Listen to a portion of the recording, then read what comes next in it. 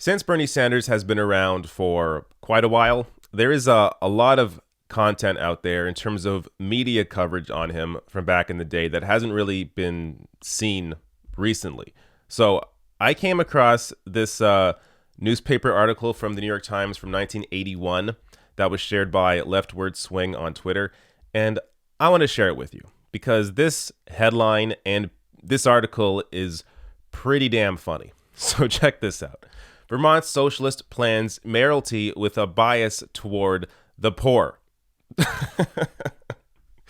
Now, this is a headline that, as bad as the media is right now, I don't think you could write that headline and be serious about it. I mean, this actually reads like an onion piece. I mean, maybe you could see a headline like this in a conservative outlet, but the New York Times, I don't think, could possibly write this headline today. And one of the responses I saw on Twitter to this was just, it made me laugh. So Composed Ryan tweeted out, "I hate it when a politician is beholden to big poor."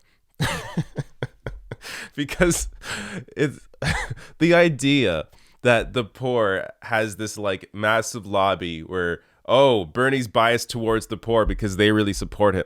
I mean, the whole idea of being a politician is you want to, at least in my mind, is you want to make things better for people. That's the point. So the idea that somebody can be biased towards the poor is just completely hilarious. Now, let me read pieces of this article because it's just very, very enjoyable. Nonetheless, he plans to run the city with the aid of a steering committee of poor people, labor unions, and other representatives of what he calls the disenfranchised to push for enactment of some form of tenants' rights or rent control measure to tax or otherwise receive city revenues from the numerous tax-exempt educational and medical institutions here, and to investigate the morale problems of the city's police department. And he said that he intended to run a city government marked by a distinct bias toward the poor.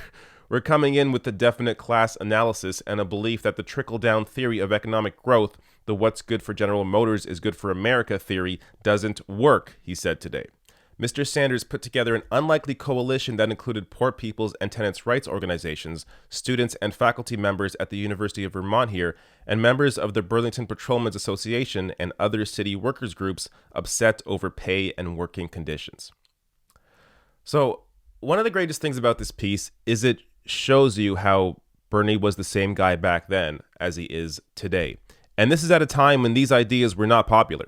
So, this is at a time, 1981, when Reagan was just starting, when he was just beginning to implement the deregulation and tax cuts for corporations and the wealthy, and telling people that, yes, this trickle-down economic theory, this is going to work for people. And back then, Bernie knew that it wasn't going to. And of course, we know today, looking at the data, that the gap has only increased between the poorest and the wealthiest. So understand here that Bernie has always been a leader.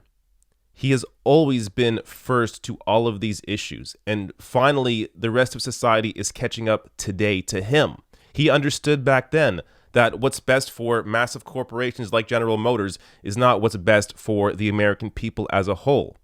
So when you see other people, other candidates, other politicians talking about these issues, understand that Bernie was there before everyone else. And the reason that's important is because you know he will continue to fight for these issues if he becomes a president, if he gets into a position to actually push this agenda forward. Now, I also want to show you, just briefly, this headline from The Nation. So this is an article that was actually written in 2015, but it discusses the kind of mayor that Bernie Sanders was when he was the mayor of Burlington and the transformation that happened there. So this New York Times article that I showed you was written at a time when Bernie just became the mayor of Burlington. And there's quotes in there. I didn't read the whole thing, obviously, but there's quotes in the piece from people saying, oh, there's no way that Bernie's gonna turn the city around with his agenda. And he did. He completely transformed Burlington. So I'm going to link to this Nation article below the video. It's called What Kind of Mayor Was Bernie Sanders? In his 8 years as mayor of Burlington, Vermont, Bernie Sanders revitalized the economy and solidified support for progressive municipal policies. So I will link to that below the video. I'll also link to the New York Times piece below the video because that's also a great read. And all of this just shows you that this is a true leader. Leadership to me is taking a position when everybody else is against you, even though you know it is the correct position, and then being proven correct on your position. So this is what Bernie has shown his entire life. He has been first to all of these issues at a time when it was unpopular to be first to those issues.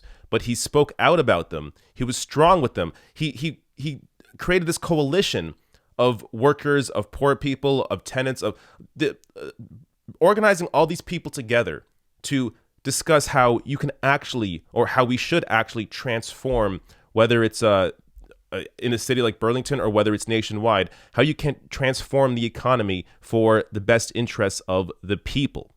He has been there this entire time, and finally, the rest of society is catching up.